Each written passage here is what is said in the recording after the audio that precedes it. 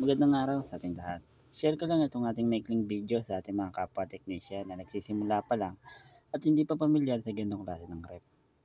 Itong rep na to ay Novros refrigerator na mayroong linear inverter compressor. Ang branded model naman nito ay ilalagay na lang natin sa description box sa title ng video na to.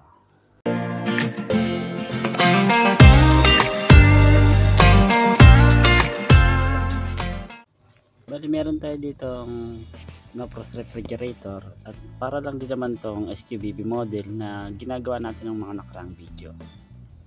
Bali ang complaint ng customer dito ay dahan-dahan daw tong nawalan ng lamig hanggang sa tuluyan ng hindi lumamig at ang ginawa nila ay in-unplug na lang nila.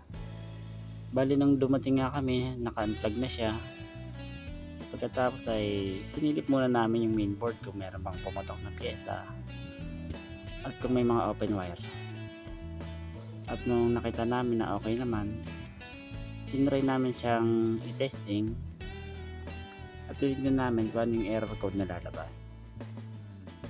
At nung na-i-plug na natin siya, pinindot ko na lang yung test mode button para hindi na tayo magantay ng mga 7 minutes pataas bago gumana ang kanyang compressor. At kung ano yung test mode button sa mga hindi pa nakakalam, meron na rin tayong ginawang video patungkol dyan. At ngayon ay antayin na lang natin kung ilang blink ang ilalabas ng ating LED 1 sa kaliwang bahagi ng ating mainboard.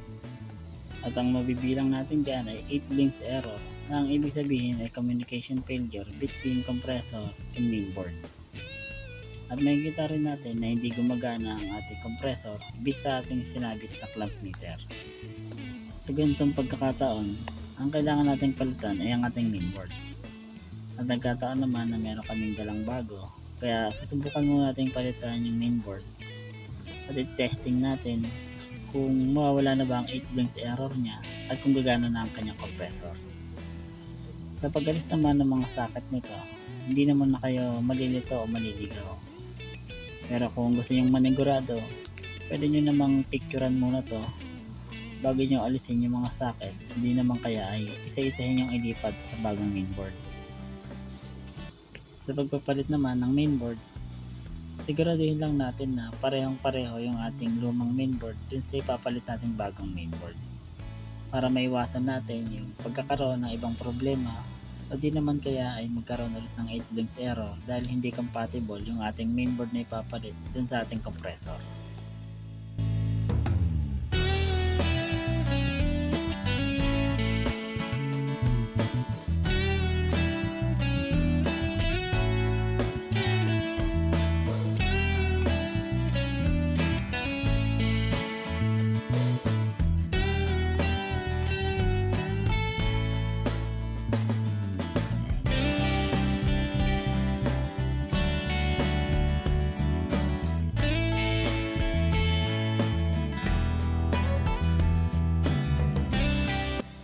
Ngayon na nakabit na natin yung mga socket ng board, i-plug na natin siya at testing natin kung mag-8 blinks error pa rin siya. Bali, pipindutin na lang ulit natin yung test mode button. At antayin na lang natin kung magkakaroon pa siya ng error o kung gagana na yung kanyang compressor.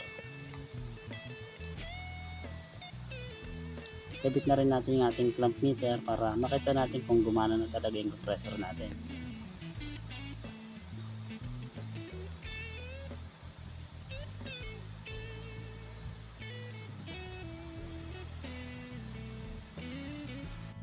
Bali, makikita natin na gumagana na yung kanyang compressor based dun sa ating clamp meter.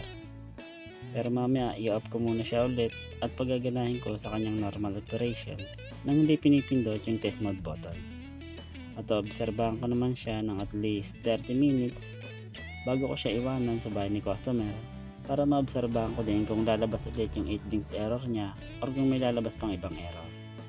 At bago tayo magpaalam, ipapakita ko rin muna sa inyo yung itsura ng freezer natin.